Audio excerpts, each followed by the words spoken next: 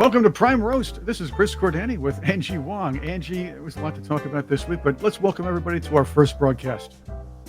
Yeah, hi guys. I'm glad we're finally doing this, Chris. We've been talking about it for weeks. And I get it, we're all busy, but this is like prime roasting season. It is definitely kill season, right? By the way, Yeah. our logo is like just making me think about lunch. I hope everyone looking at that logo is going to have a roast beef sandwich today. Yeah, not a cat sandwich. So let's make sure it's roast beef or something good like that, right? Oh my gosh. Have you ever eaten cats or dogs? Seriously, have you ever tasted cats and dogs or any sort of domestic animal? Not knowingly, Not and I knowingly. have had hot dogs before. So that's how about you? Have you done that? I definitely not knowingly, because you'd better believe some of the byproducts in our food probably comes from sources like that: cats, dog, horses, rabbits, anything that you would probably, think of as a fur baby. I know my husband has eaten dog before. He had to go to some sort of Asian banquet where they serve dog, and he tried it. He tried it. Um, yeah, I can't do it. That's a hard no. That and peppers. I'm not a big fan of peppers. No. I love peppers, but I will not eat. I don't think I would not knowingly eat an animal or domestic animal like that. It's just a thing. And I understand there are other countries that laugh at us for eating what we eat or Yes. maybe wouldn't touch what we eat. But again, this is our show and we make Yeah. the rules up here. Angie, MSNBC gave us this wonderful gift. Kamala Harris's first interview, solo, without a babysitter, without a wall sitting next to her. Of course, in a rather softball environment known as MSNBC. Are you sure Wallace is like not behind her, like playing puppet? I'm seeing, like the jacket move a little bit. She's sitting up really, really straight for some reason. Oh yeah, apparently she wants to look stately and pretty cool. Let's start this way. Let's go with the beginning because from that point on, it still looked like she was uncomfortable, Right. even in this kind of really easy and very friendly environment. Madam Vice President, you just laid out your economic vision for the future. Yeah. But still, there Oh, are look at Stephanie Ruhle, though, the interviewer. She Yep. looks so gracious and very happy to just have the honor of watching this or interviewing this vice president who she thinks is going to be the first woman president. Yeah, I don't know. I'm not sure if she's going for church lady or wicked witch. I'm not sure which one, but it's definitely giving me Wichita vibes, right? Doesn't it? Yeah, she looks like she should be riding a bicycle in the middle of Kansas with a basket on the end and kidnapping a little girl's dog. But again, Yeah. different story for a different day. Here's the first. Wardrobe. Come here's on. here's the first question, and look how uncomfortable Harris even looks trying to answer this. And keep in mind, this is still an edited or a recorded and edited interview, not a live one. Right. lots of Americans who don't see themselves Oh, look at the hand motions. in your plans. For those who say these policies aren't for me, what do you say to them? Well, if you are Where's the hardworking, teleprompter? if you have Shaking your head as the you're talking. dreams and the ambitions and good. the aspirations of, She doesn't even believe the words But I coming out of her believe you do. mouth. I don't think she. I you're don't in my think she plan. thinks You know, that- I don't have to think she tell knows you, what's coming out of I her mouth yet. really love and am so energized by what I know to be the spirit and character of the American people.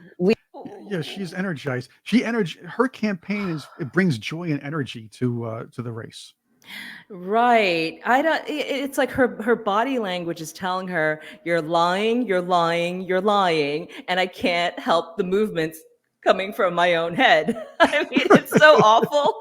I was just saying to you, Chris, earlier, whenever she speaks, I have to pace the room. Like I get anxiety from because her words take so long to come out.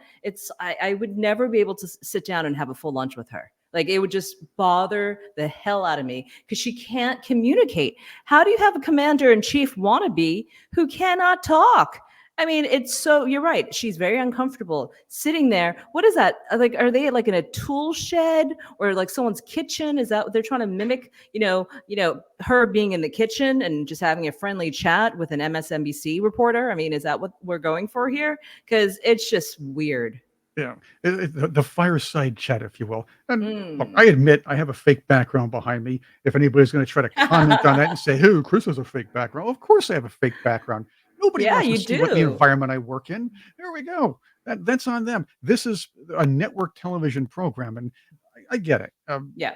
But again, and I also get the fact that Donald Trump isn't the best speaker all the time. He's great at rallying the troops as well, just like Kamala is. But at least he goes on these interviews and does them live. He does the live town halls, and it doesn't matter to him if he rambles on because he still feels comfortable doing so. This one does not feel comfortable, even in a heavily controlled environment. Yep. We Yep. have ambition. We have We have ambition. aspirations. We have dreams. We can see what's possible. We have an incredible work ethic. But not everyone has the access to the opportunities that allow them to achieve those things. But we don't lack for those things. But not everyone, gets handed stuff on a silver platter. And so my vision for the economy, I call it an opportunity economy, is about making sure that all Americans, wherever they start, wherever they are, have the ability to actually achieve those dreams and those ambitions, which include from middle class families, just being able to know that their hard work allows them to get ahead, right? I think we can't and we shouldn't aspire to have an economy that just allows people to get by. People want to do more than just get by. They want. I- She's in a basement. She Look, there's is. a boiler. Or whatever that thing is, a vacuum. I Well, mean, she it's wants to show weird. she's just like you, Angie. She's just like us. She's a middle class person. Her vice president wears flannel, which means he's just like everybody else. Oh my goodness. But look at this. Amazing. Now, I can't. This is. It's just to show. Again, it's just to show. Hey, I can do this interview in a garage, like the Fonz or something else. But again, the buzzwords, the constant. Oh, we have a work ethic. We want to make. I want to make an opportunity economy. And never explains it. And she's not going to explain it to Stephanie Ruhle character because isn't this the one who said on television a little while ago that Kamala Harris doesn't even need to explain her policies? Yeah. I mean, you have a party of one-liners, and that's what she's good at. She's giving one-line sentences. We need to help the middle class. And then that's it. You don't ask her how or why or exactly how you're going to do that. And wait, aren't we in this situation currently because you're vice president? I mean, maybe that's a nice relevant question to ask, Stephanie. Angie, when you were watching this, I know you had to pace the room, but did you catch that Kamala was a little surprised by a seemingly real question by Y- Rule here? Well, And look at her face. well, She this was like, how dare you surprise me with a journalistic question? That wasn't on the script. What I mean, you could tell she's about to lunge for her. I mean, well, let's, that's a street fight about to yeah, start. and then let's hear it. Economy is stronger. And there's empirical evidence to prove my point correct. Then let me ask you about taxes, because lots of people will say, I don't like Donald Trump, but he cut my taxes. He didn't just cut corporate taxes, he cut individual taxes. Now that expires next year. And there's some people confused. There's the face. Like, Mm. wait a minute. She's not Mm. supposed to ask me a question here. That was not softball. Look, she's about to have her lunch. Look, the prosecutor in her is coming out. That's what you're looking at. The prosecutor or prostituter? Who's saying, I don't know what's going to happen next year. Under a Harris administration, at what income level should someone expect their taxes to go up? And that state and local tax deduction that's currently capped and matters to a lot of people in blue states, you're going to lift that cap? So first of all, when it relates to anybody making less than $400,000 a year, your taxes will not go up. There you go. First, the buzz level, $400,000 a year. Now she's going to explain a little more because again, she's not ready for a real question, but she does know that she has a nice list of buzzwords in her head and buzz terms. All right. Your taxes will not go up. And in fact, under my plan, taxes for 100 million Americans will actually be cut, including $6,000 a year for young couples for the first year of their child's life in a tax cut, a tax credit, essentially, by expansion of the child tax credit. And why is that? Because during the first year of a young couple, of a person's child's life, they are going to need help buying a crib, buying a car seat. And we all benefit when they're actually able to do what they naturally want to do to take care of their child. And expanding that child tax credit, or you mentioned housing before, giving that extra money for a first home. If you can't raise corporate taxes, or if GOP takes control of She's the worried Senate, again. where do you get the money to do that? Do you still go forward with those plans and borrow? Oh, no. Well, but we're going to have to raise corporate taxes, and we're going to have. She's again now upset, and she's, oh no, now I'm forced to answer these questions, but I'm going to make sure it's going to sound really, really good to the people, so my base at this point. But I have to figure out how to do this while I have to dodge a second real question. We're going to have to make sure that the biggest corporations and billionaires pay their fair share. That's just it. There you go. Ooh, she let it out. There it is. It's like, I'm sorry, it's like a fart that she's been trying to let out for the whole interview. She told everyone how we're going to get the money. We're going to tax the rich. Who wore that dress, Chris? Tax the rich? Bernie Sanders. And Bernie was great because it was during the primaries, like, we're going to tax the millionaires and the billionaires. The millionaires and the billionaires need to be taxed. And it was brought to his attention, Bernie, you sir, are a millionaire. Yep. Then it became, exactly. we're going to tax the billionaires. Again, the Harris people, maybe she grew up in that middle-class family she keeps talking about. That's under question anyway. But she certainly is not middle class now, and that's why she's not taxing the millionaires. She's taxing the billionaires, and that's what she's talking about. Remember, she's sending the clear message that we're protected. Anybody who I know, my pals, we're not going to be paying our taxes, but the people we don't like are going to be paying their fair share. Yeah. I mean, look, she's trying to reach the middle class. That's her base, right? And she is going to say anything and lie to you any which way to say it. But clearly, I don't really. What is she talking about? Young couple, and then looping them with children and cribs and stuff. Like, what do you mean by young couple? Because the stats that I'm seeing by 2030, 45% of adult women will not be having children. That's the trend right now. Young couple. Do we mean like age 17, or do we mean like 35? I mean, that's when a lot of young couples are having babies these days, right? So, I mean, clarification, Vice President, please.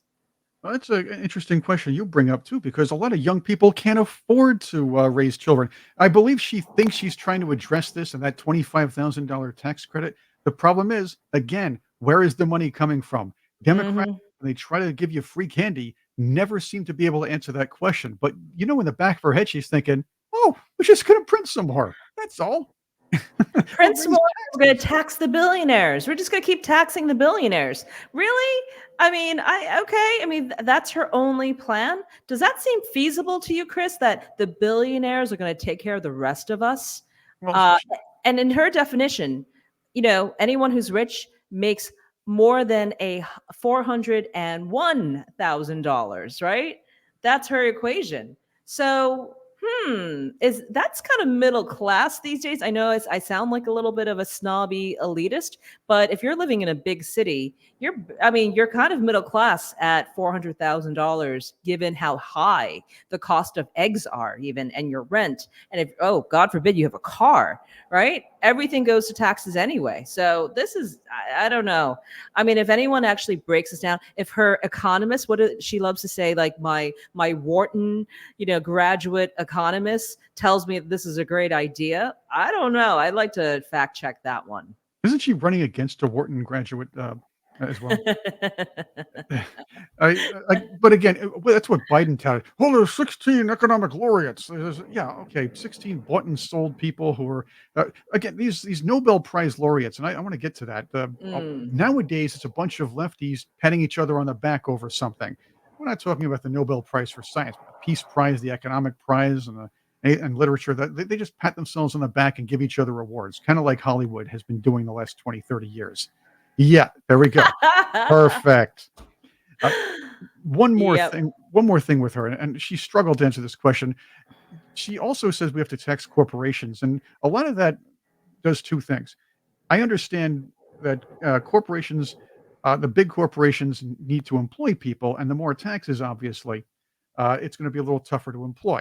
and there's payroll taxes and everything else. So if a corporation is able to employ more people, there are taxes that still get back to the government that way. It's already set up.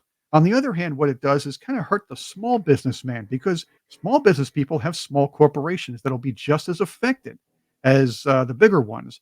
The politicians barely ever account for that. Yeah.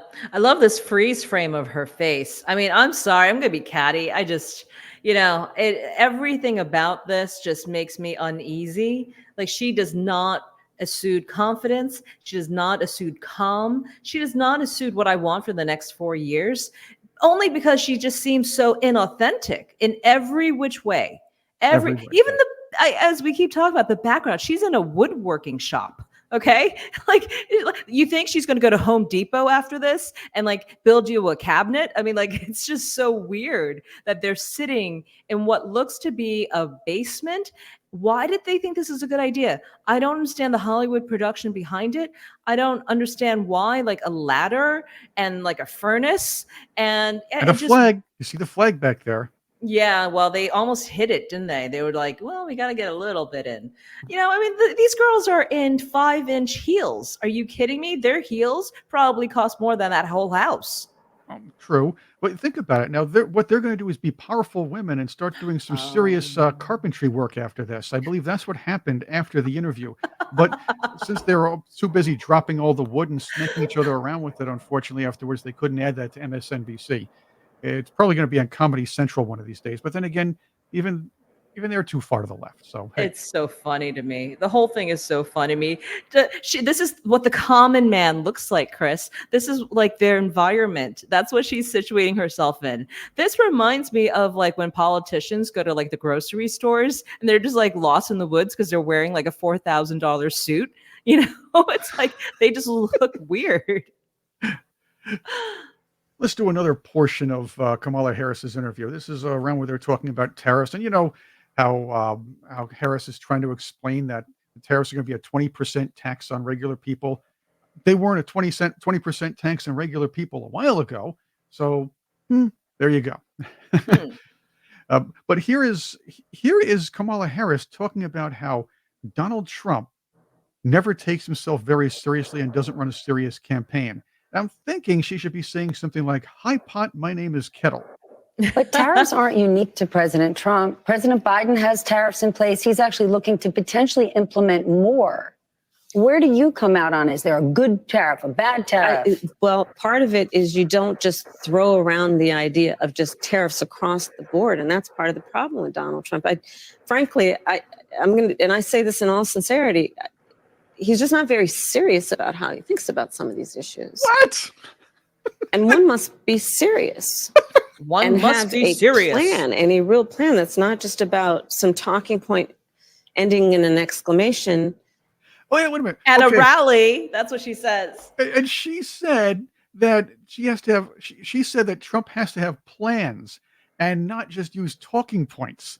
And I'm thinking, wait a minute. Are you upset that he's muscling in on your territory over this?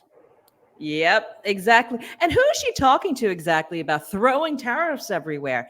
I mean, are we talking China? Are we talking Russia? Like, where are we throwing tariffs everywhere? Kamala Harris? I mean, aren't you doing exactly the opposite? And why is that exactly? Well, that's Kamala Harris for you. And believe me, that the interview was a complete circus, and well, it was a complete. It was embarrassing, and even at a level where it was nice and controlled, very friendly environment, and of course she still looked tense, she still looked nervous, and I don't think I would like to see her across the table with somebody like Xi Jinping or somebody like Vladimir Putin. Yeah. And you know what? And I also I wish she would wear like overalls or at least jeans. That would be great if she wore jeans or something. I think that would be like amazing, right? That we can actually see someone out of a boxy suit. That's her thing. And she always wears those like tie things too around her necks. But whatever. She's got to fake it for another 40 days. Well, that's her thing, though. It's the chucks and pearls. Remember, I don't think she liked that. She was on the cover of some magazine with the sneakers on. It looked really silly. Yeah. But I believe even she thought it looked wasn't the image she wanted to portray. But Yeah, her Vance team should have done something about the whole setup. But how many people actually watched that interview? And realistically, it was all just pretty much cut up into sound bites anyway, right? To make her look good for about 15 seconds, that she didn't stumble on her tongue or make a funny face or use like a weird gang sign. But that's gang signs. look, everything's a gang sign these days. I mean, so like you can't get it right. That's And then right. she'll just blame it on AI anyway. So, They, they all do. Like when Usher and some of those other, I guess, pop stars, if you will, were shutting down or erasing some of their tweets on X and saying, "Oh, we got hacked." Usher said he was hacked, but a bunch of others after the whole P Diddy thing. That guy's going to sing like a canary one of these days, and that's going to be. Speaking of a real laugh, have you been watching the UN General Assembly this week? oh boy, I saw Biden speaking for more than 6 minutes, Chris. That was the weirdest thing in the world. His mouth was moving and he was Oh standing up no. and he looked relaxed. And, granted, he read off a piece of paper and a teleprompter, but he looked like a different Biden. He looked like the stress was off him. Like, yeah, I don't have to run anymore. So I can just keep talking. He was actually like it almost felt at one point he was making jokes. And yeah, he didn't say very much, but it was a very different Biden. You know what it was? And we caught this with the Oprah interview with Kamala Harris. When Kamala Harris said that she owned a gun, and all of a sudden she's like, whoops, I shouldn't have said that. I'm gonna get in trouble. Who exactly is the vice president going to get in trouble with? And doesn't those words sound exactly like something that Joe Biden has said in the past, that I'll get in trouble because I said something, because they said something off script? You see this over and over again, that these two very powerful people, the most powerful people in the US government, Mm. whatever they speak openly, they get in trouble. So I want to know who's like behind them with a whip, like ready to crack at them if they didn't like stay on script. That was so telling. So yeah, I mean, this is where you see the difference, right? When Joe Biden was speaking at the UNGA this week, he was relaxed. He didn't have anyone like yanking at him. He didn't have Jill beating him with, her 5-inch heels if he said the wrong thing. Whereas now Harris has that problem where she can't talk like a real person, like an authentic person. It comes across completely scripted. Even her facial features are like adjusting for her. Like she's like, no, yeah, the economy is so great. It's amazing. Like we did such a great job with Bidenomics. Like, You that's should what run she's for vice doing. president. There we go. You make a great. I know it sounds silly, but you might make a great Democrat. You can do the whole. I mean, you'd make Thanks. too much sense to make a great Democrat, but you definitely Thanks. have the hand motions, and everything else. You could be her stunt double, if you will. That's the And best compliment ever, Chris. nah, anyway, what you see. The point is, you could just say you could pose as Harris and just say, "I resign. I'm going to step down from this post." You can let Tim Walz run for president, which would be even funnier than her running for president. That's another Hey, story for another with day. with what we've been seeing over the last, I don't know, 2 years of this entire presidential run, anything can happen. Anything. Like, in Right. fact, the next 40 days is going to be insane, right? We've never seen an election this crazy before. At least I haven't. And you better be prepared. There's a lot more stuff dropping for the next 40 days. Wait until, I mean, we're already kind of seeing the brewings of the October surprise. I don't know if my little heart can take it anymore. It's just too much drama. Speaking of a little drama, for a few more minutes, let's discuss this UN General Assembly. They have this thing called the Pact for the Future now, and I believe this really needs to be addressed here because this is nothing but a reaffirmation of Agenda 2030 and how to fund it. That's basically what it is, and they've all patted themselves on the back about it. The president of the Czech Republic even announced, "Hey, this is a reaffirmation, right? Say the Agenda 2030 is in full swing." And if you don't really believe me, I want to read this to you, Angie, and I want to get your thoughts on this. Point number 10 in this beginning the introduction section. You go, we recognize that sustainable development in all its three dimensions is a central goal in itself and that its achievement, leaving no one behind, is and always will be a central objective of multilateralism. That's their new buzzword, by the way. They've been saying that all over. That we reaffirm our enduring commitment to the 2030 Agenda for Sustainable Development and its Sustainable Development Goals. Hmm. You're right. Okay. So what all this like word salad means to me is that they know that President Trump is coming back for another 4 years, and they are trying to Trump proof the UN for the next 4 years while he's in. They're saying, you better like sign this loyalty oath right now. Make sure that we're still on track to do all the things that we promised ourselves to do for the 2030 agenda. I mean, this is all the stuff that they haven't finished yet, Chris. They had an agenda. No, they did, for a multi-decade agenda, right? That was set up probably in like a cave with all like the superpowers, right? They all like, kumbaya together. They didn't finish the job yet.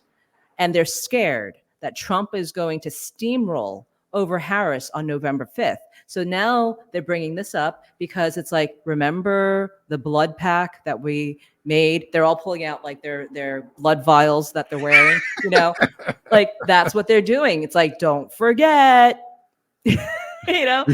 that's what this is scary stuff because, I mean, these are like the guys who run the world.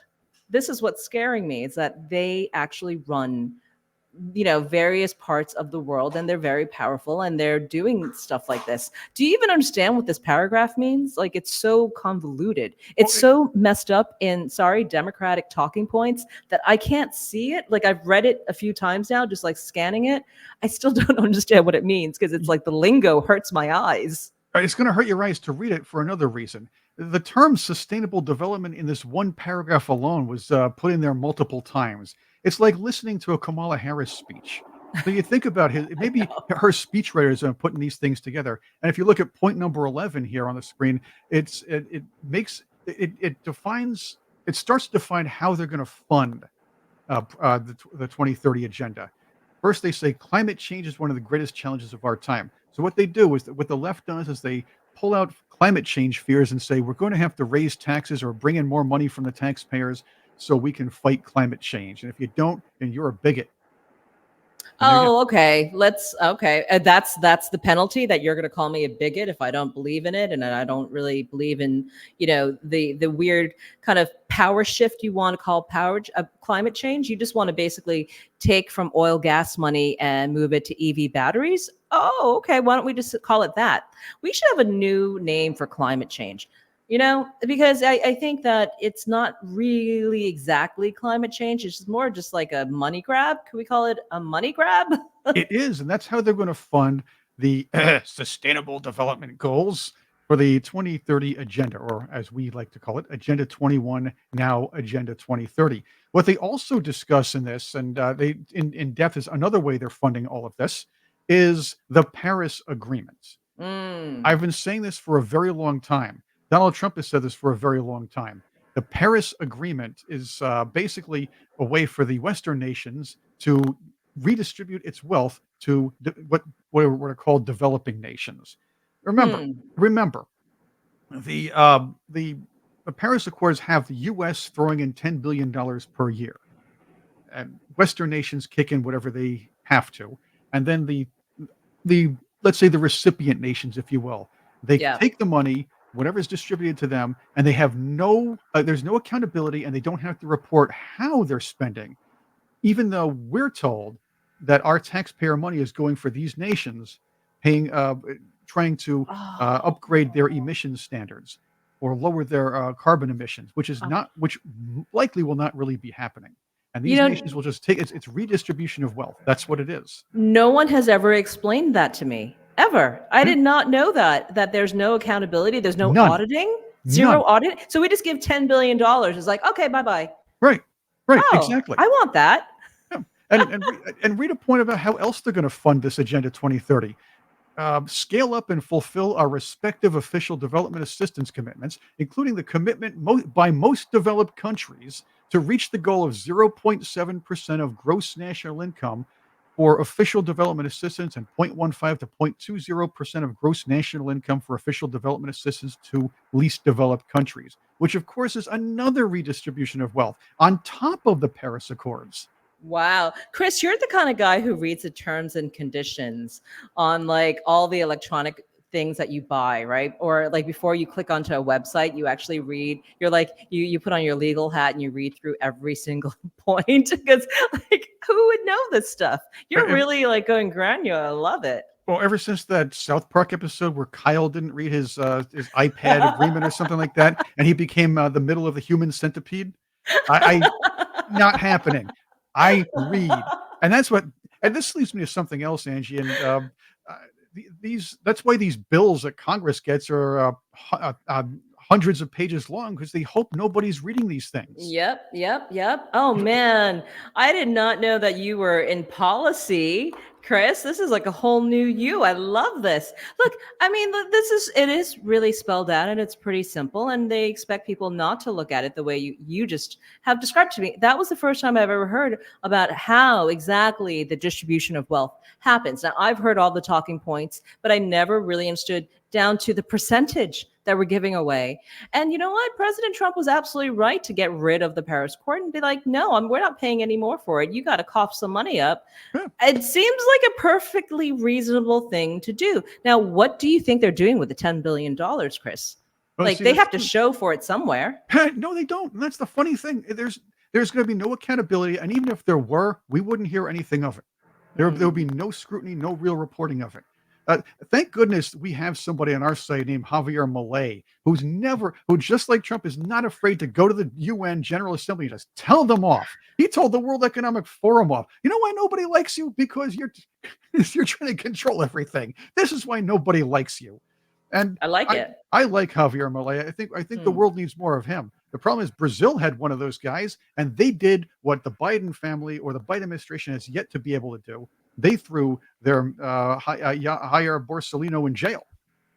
Oh, that's right. Yeah. But now his son is kind of roaming the earth, isn't he? Trying to be the next guy. Yeah, no, that's the whole point. Like you just said it right. I mean, they took their loyalty oath and reaffirmed it. It's like, it's like when you get married again, they just got married again, right? All the UN members. And it's like, don't break from the pack. Don't let the Trumps of the world invade us or defund us. I mean, we can't have that. And the scary part is they may get their wish. Like that might happen. I mean, I get now why the Trumps of the world are such threats. They had like a multi-decade grift going on, right? Why would you ever stop that? It's like, ooh, no, let's not talk about that. Yeah, no, and I see. I mean, like we know it because we talk about it all the time. But when does the rest of the public see this, right? When do they really understand this? All New Yorkers are seeing this week is traffic jams, right? Because like every single street is closed. All the best restaurants are filled with diplomats. Like that's all they know. I'm a New Yorker. I mean, I've lived through I don't know how many UNGAs. I never even knew what they were talking about because I was stupid. I didn't think to read the terms and conditions, right? But yes, thank you for spelling it out. Yeah, well, they've been doing this for over 100 years. They tried this with the League of Nations, and they're trying it with the United Nations. But they did it right. They did it slowly, and just they kept sneaking things in. And now the politicians they don't disguise it. You heard when lefties like squad leader Alexandria Ocasio-Cortez was talking in 2021 about having 9 years left to get things done. 9 years left. They always tied it to 2030. And I don't know why people weren't thinking about this when the UN automatically quickly changed Agenda 21 to Agenda 2030 when Trump became president. What happens in 2030? I mean, why is that year so relevant, do you think? Is that because it's a census taking year? Is that because I'm trying to think like what happens on that year? There's just It's their goal. That's what it is. It's what they want to do. If Trump gets elected, they may change it to Agenda 35. Well, AOC did say that Miami was going to be underwater this year. Remember that? That was her prediction all those many years ago on TV. Yeah, well, we do have a hurricane passing by right now, but, we're we're okay. We're not swimming yet. I did notice that she did take a little spring break here last year, right? Or with her Right. boyfriend. Oh, Nice to have her okay. here in our swampy town. Now, I That's the look. fat Prince Harry, right? Oh, geez. Yeah. No, again, I think people they've lied enough, and none of their predictions came true. Yeah, the Earth is getting warmer. Okay, I think most scientists would say that, but is it? But that's always been happening, Chris. I'm not a denier. I do see what's happening, but I'll tell you the realities of like perpetuating this climate change thing. In Florida, we've lost at least four major insurance carriers because their projections, their weather maps are saying that Florida is going to be underwater, right? If you try to buy a home now, if it's anywhere within like an inch of a flood area or what they project to be a flood area in the future, according to AOC's brain, you're not going to get insurance. You're not going to get full coverage on a house. So if you're buying $1 million house, they'll only cover you a quarter of it. Then you got to buy four separate insurance policies. That's the reality of things. I'm not even kidding. I talked to a lot of friends in insurance. They're doing that purposely because they believe climate change is going to affect their business. And I don't know how to combat that if that is the science that you're constantly combating. Exactly, but that's basically the way to bring money in, Mm. or con the taxpayers into accepting the idea that we need to filter more money to the government, to the UN, and everything else. That's another thing. The UN historically had nations who didn't even bother paying their dues. So guess which nation had to make up for that? Oh, is it us? There's just so much we can give, Chris. NATO. There's NATO too. Oh, there's NATO. Yes. Okay. Right. Right. Um, All this falls on the American taxpayer. So all of when you it. hear a Democrat yamper on about raising taxes and yamper on about having to spend more, it's because they need to spend the money on their international projects like Agenda 2030. And Mhm. yes, let's give free candy to people so they don't pay attention to what's really going on. That's right. Someone told me an interesting factoid that I'm not an American history buff in any way, but I love hearing these like little facts and pieces. So the same year that the Federal Reserve was set up, in 1913, is the same year that both houses of Congress signed into law with the president personal income tax. That was the first year, 1913. Isn't that a coincidence? And shortly after that, the Federal Reserve was established during the 30s, and it came to its full head in 1971. That, as many people don't realize, got Ron Paul into politics. But we can talk about that Really? at another time. Yeah, we have a lot to talk Oh. about. So join us for our future Prime Roast. We're going to be roasting a lot of things, and believe me, we get a lot of material here. And we're going to talk to you about some very serious topics as well. So enjoy the show. And it's Chris and Angie here, or Angie and Chris. I think it's alphabetical order. So let's be Angie and Chris, right? I don't know. Chris and Angie sounds good. Look, we'll take turns. Look, we're just preheating the oven right now. I'm sure we're gonna have plenty of roasting to do. There's gonna be plenty of material. No matter who gets into the presidential White Oh, House, we're gonna have so much material because these guys are just content creators, both Harris and Trump. I mean, they just keep us going. I mean, they're putting food on our tables. So we're just happy that you joined us for the very first inaugural show. And there's going to be many more. And, definitely comment and let us know who else we should be roasting. that sounds good. Let's leave the comments wherever you want to leave them and wherever you're watching. Thank you for being with us here on Prime Roast. I'm going to do the Harris thing. What does she do? Oh, yeah. Like, is she like signaling to somebody? It's just the weirdest thing. Or she's flashing gang signs to Hollywood. There we go. Oh, I wait, can't wait. even do a gang sign. I don't even The know Van- gang signs. Maybe it's the Van Buren gang. Thanks for being with us.